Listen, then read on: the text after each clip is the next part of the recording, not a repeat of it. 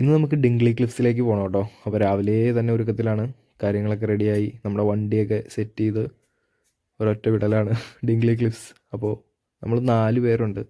ഞങ്ങൾ വലിയ കാര്യമായിട്ട് ഇന്ന് ഇറങ്ങിയപ്പോൾ തന്നെ നല്ല മഴയുണ്ട്. അപ്പോൾ ഇന്ന് അവിടുത്തെ ക്ലൈമറ്റ് നല്ല കാറ്റായിരിക്കും, അല്ലെങ്കിൽ തന്നെ ആ ഏരിയയിൽ കാറ്റുണ്ടെന്നാണ് പറയണത്. അപ്പോൾ ഡിംഗ്ലി ക്ലിഫ്സ് എന്ന് പറയുമ്പോൾ തന്നെ ഇവിടുത്തെ ഒരു ഹൈ റേഞ്ച് ആ ഒരു സെറ്റപ്പാണ്. നല്ല അത്യാവശ്യം ഇവിടുത്തെ ഉയരം ഉള്ളൊരു പ്രദേശമാണ്. അന്യായ മലയോ കുന്നൊന്നുമല്ല, എന്നാലും ഇവിടുത്തെ ഒരു ഉയരം കൂടിയ പ്രദേശം. ഇവിടെ വന്നതേ നമ്മളൊരു കടയിൽ നിന്നൊരു മാൾട്ടീസ് ടീ മേടിച്ച് കുടിച്ചേട്ടോ. കറക്റ്റ് പറയുകയാണെന്നുണ്ടെങ്കിൽ വൈൻ കുടിക്കൂലേ, വൈൻ ചായ എന്ന് പറയാം, അതിൻ്റെ ഒരു ടേസ്റ്റ്. അതിലിനി എന്തെങ്കിലും സാധനം അതേപോലെ വൈൻ പോലെ സെറ്റ് ചെയ്തെടുക്കുന്നതാണോ എന്താണെന്നൊന്നും അറിയത്തില്ല. പിന്നെ നമ്മൾ ആദ്യത്തെ വ്യൂ പോയിൻറ്റിൻ്റെ അവിടെ ഒന്നിറങ്ങി ഫോട്ടോസും കാര്യങ്ങളൊക്കെ എടുത്തിട്ട് ഈ ഒരു സ്ഥലത്തേക്ക് വന്നു കേട്ടോ. ഇവിടെ വന്നപ്പോഴത്തേനും ഒരു ഒഴിഞ്ഞ കസേരയൊക്കെ കിടക്കുന്നുണ്ട്. കാറ്റെന്ന് പറഞ്ഞാണല്ലോ നമ്മൾ ഈ കടലിൽ ഈ ഒരു സ്ഥലത്തായിട്ട് നമുക്ക് പിന്നെ കുറേ കാറുകളൊക്കെ മറിഞ്ഞ് കിടക്കുന്നത് കാണാം. ആരെങ്കിലും കൊണ്ടുപോയി ഇട്ടതാണോ എന്താണോ എന്നറിയത്തില്ല.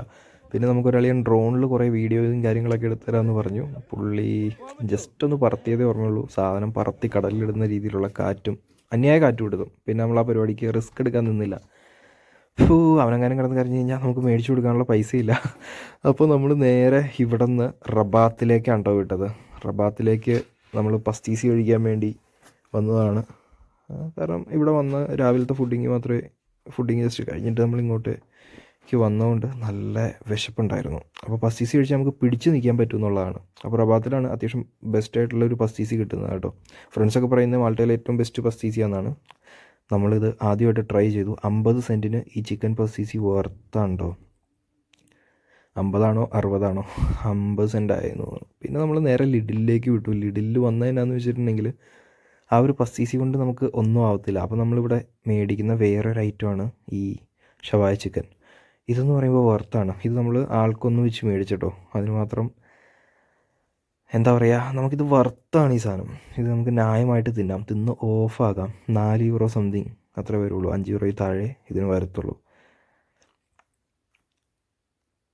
അങ്ങനെ ഈ ഒരു ചിക്കനും കഴിച്ച് ഇന്നത്തെ പരിപാടികളിവിടെ നമ്മൾ നിർത്തിയിരിക്കുന്നു.